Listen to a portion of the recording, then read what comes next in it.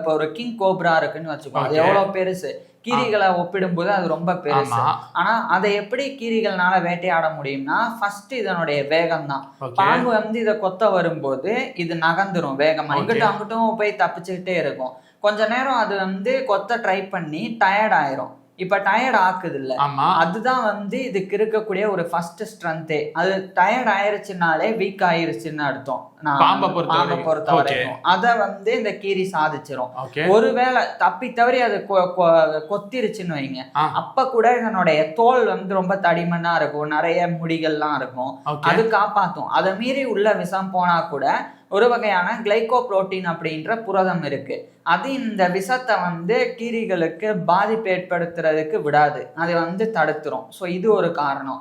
மூணாவது என்னன்னா, அது டயர்ட் ஆனோடனே இது நேரம் எடுத்தோடனே தலையை கடிச்சு உடைச்சிரும், பாம்போட தலைய. ஆமா, மண்டவோட வந்து தெரிக்க விட்டுரும். ஸோ அப்படி ஈஸியா கீரிகள் வந்து பாம்புகளை வந்து வேட்டையாடுது.